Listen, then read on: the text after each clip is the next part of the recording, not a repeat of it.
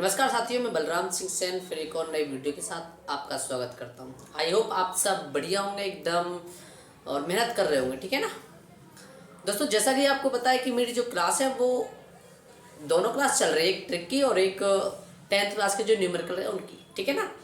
तो आज मैं जो न्यूमेरिकल में 10th क्लास के जो चैप्टर है उनके टोटल चैप्टर के जो मिक्स न्यूमेरिकल है मैं उनको कराने वाला हूँ, ठीक है ना।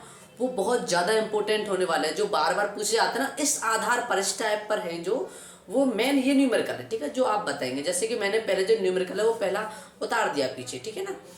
आप हर एक न्यूमेरिकल का नोट्स बनाइए और एक एक न्यूमेरिकल को समझिए कि उसमें क्या कह रहा है, ठीक है ना।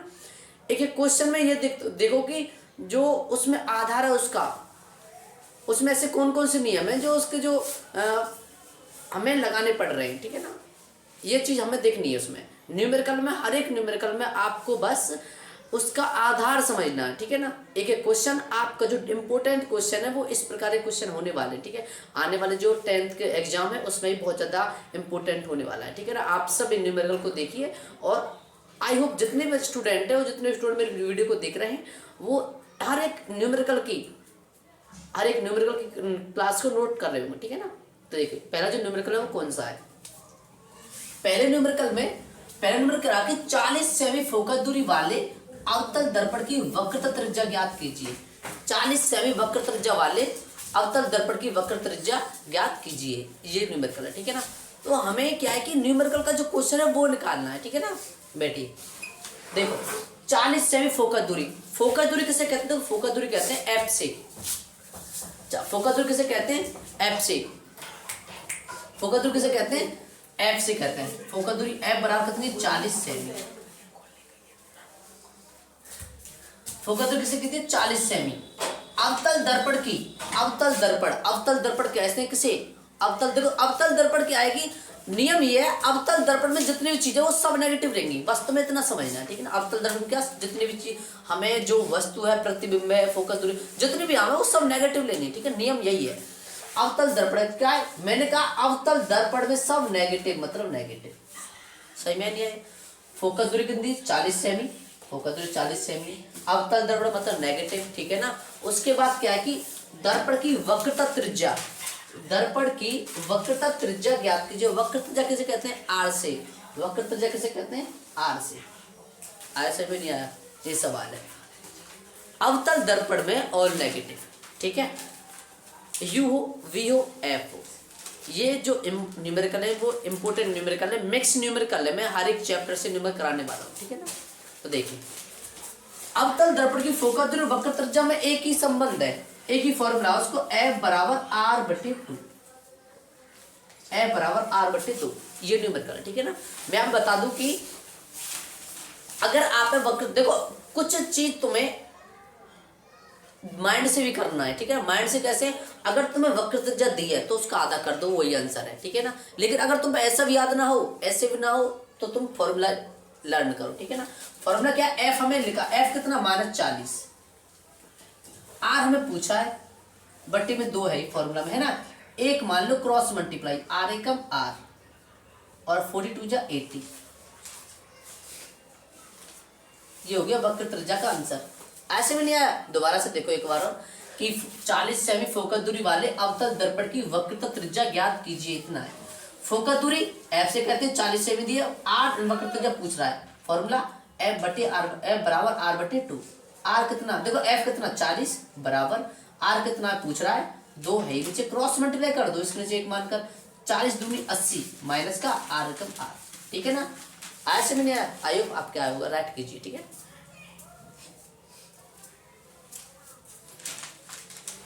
दूसरे न्यूमेरिकल बहुत ज्यादा इंपॉर्टेंट है क्योंकि उसमें गुने की बात की है, ठीक है ना।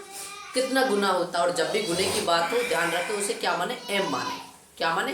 M, ठीक है ना। देखिए कोई अवतल दर्पण है, ठीक है ना। अवतल दर्पण अपने सामने 10 सेमी की दूरी पर रखे।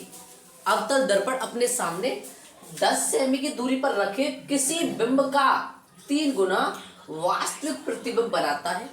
3 गुना वास्तविक प्रतिबिंब बनाता है। प्रतिबिंब क्या होगा, ठीक है ना। प्रतिबिंब की बात करा कि प्रतिबिंब कितना होगा। मैंने कही है कि जब भी गुने में उसे M बराबर मानो, ठीक है ना। अवतल दर्पण है। और हाँ, मैंने कहा तुमसे अवतल दर्पण में क्या होगा, ऑल नेगेटिव, ठीक है ना। इससे न्यूमेरिकल बहुत जल्दी, ये नियम है, ये रूल है। अवतल दर्पण अपने सामने 10 सेमी की दूरी पर, कितनी दूरी, 10 सेमी, हमेशा दूरी पर रखी उसे क्या माने, यू माने। दूरी पर रखी वस्तु या बिंब वो क्या होता है, यू होता है, ठीक है ना। तो यू बराबर कितना होता है, कितना है, 10 सेमी। और यू अवतल हो या उत्तल, मैं आपको बता दूं, अगर यू अवतल हो या उत्तल क्या होगा, नेगेटिव होगा, ठीक है ना, क्या होगा, नेगेटिव। देखिए यू बराबर 10 सेमी, ठीक है, कैसा, नेगेटिव, अवतल दर्पण की बात कर रहा है, ठीक है ना। बिंब का 3 गुना, मैंने कहा कि जब भी गुना आवे क्या माने, एम माने, एम बराबर 3 गुना। और किसकी बात कर रहा, वास्तविक की, मतलब माइनस है, क्लियर। प्रतिबिंब क्या होगा, वी बराबर क्या, आवर्धन का, एम से कहते हैं आवर्धन, आवर्धन का एक ही फॉर्मूला है, गुण, यानी है दो फॉर्मूला है, लेकिन मैं आपको बता दूं आवर्धन का ही फॉर्मूला वैसे तो, लेकिन एम जो आवर्धन है वस्तु और प्रतिबिंब के पद में फॉर्मूला है, एम बराबर माइनस वी अपॉन, ये फॉर्मूला है, ठीक है ना। एम कितना है, 3 गुना, वी हमारे पास है नहीं, जो ना हो उसे सेम लेंगे, ठीक है। यू की वैल्यू कितनी है, माइनस के 10, ठीक है। और देखो माइनस फॉर्मूला में है भी है, क्लियर, माइनस फॉर्मूला में वी की वैल्यू है ही ना, है नहीं हमारे पास, यू की वैल्यू -10 और एम हमारा -3। देखो -3 माइनस कैंसिल, क्रॉस मल्टीप्लाई, एक मानकर 10 या 30, वी ए कम वी हो गया 30 सेमी। ऐसे में नहीं आया, दोबारा देखो, कोई अवतल दर्पण अपने सामने 10 सेमी की दूरी पर किसी बिंब का 3 गुना वास्तविक प्रतिबिंब बनाता है, प्रतिबिंब क्या होगा, इतनी बात कर रहे हैं, ठीक है ना। वस्तु कितनी की, 10 सेमी की दूरी पर रखी है, अवतल दर्पण है, वस्तु नेगेटिव रहेगी, आवर्धन 3 गुना है, वास्तविक है तो मतलब माइनस है, वी पूछ रहा है, तो एम बराबर minus v upon u formula लगाएंगे, वैल्यू को पुट करो, क्रॉस मल्टीप्लाई, आंसर, ठीक है ना, निकालो। सही में आ रहे होंगे, ठीक है, करो। जो नेक्स्ट न्यूमेरिकल देखो, नेक्स्ट न्यूमेरिकल में समांतर श्रेणी क्रम की बात की है, ठीक है ना। समांतर क्रम में क्या होता है, श्रेणी क्रम में क्या होता है, मैं यहाँ पे बता दूं को, मैं बता दूं कि हमें हमारे जो पास है ना ये न्यूमेरिकल था, हमारे पास ये न्यूमेरिकल है, ये सवाल है, इसमें क्या, इसमें कहा है कि आई बराबर कितना है, आई बराबर दे रखा 10 एम्पीयर है, क्लियर। और प्रतिरोध में आर ज्ञात करना है, क्लियर।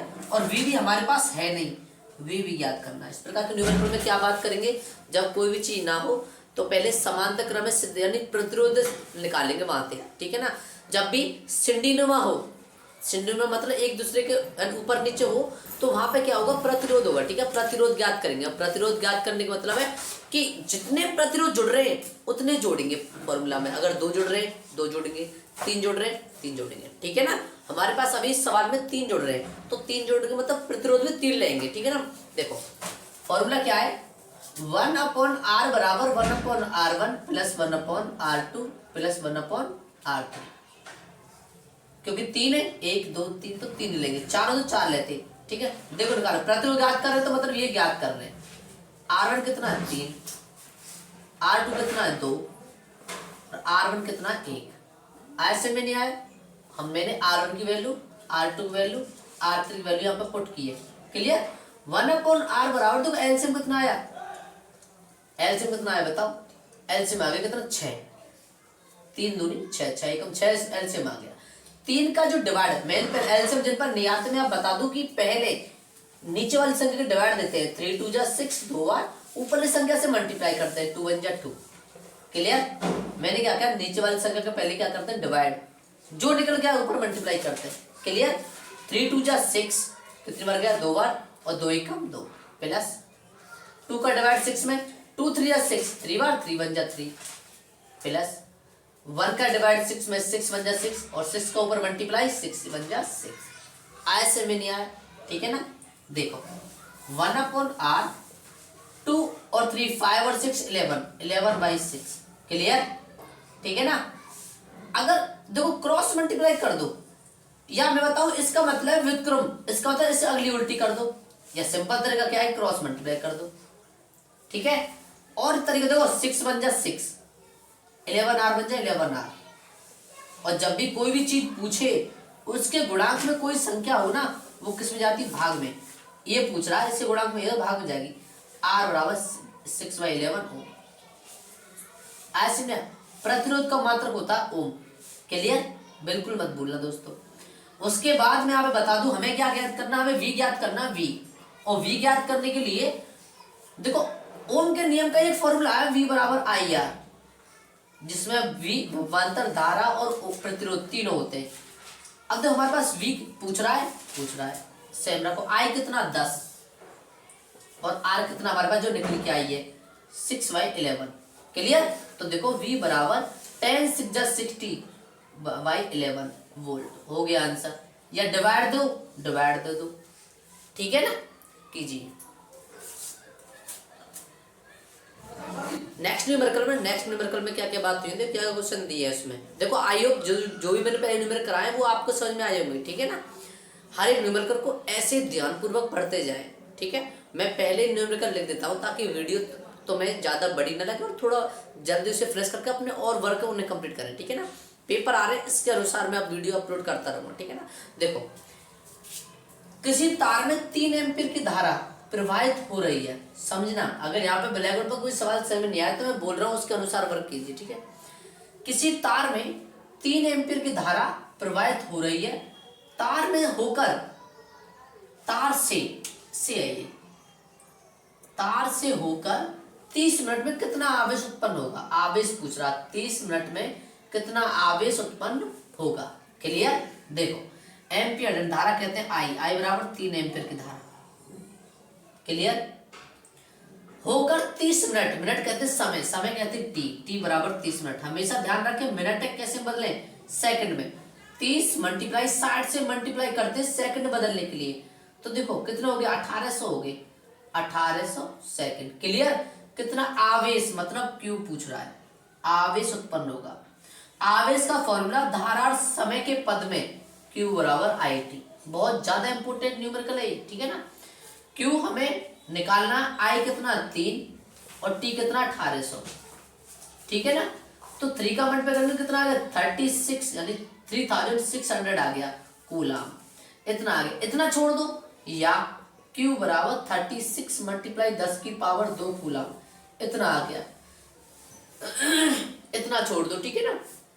ये दोनों ही न्यूमेरिकल बहुत ज्यादा इंपोर्टेंट है, इसे कर लेना, ठीक है ना। Q बराबर IT के हिसाब से I 3 है, T 1800, ठीक है।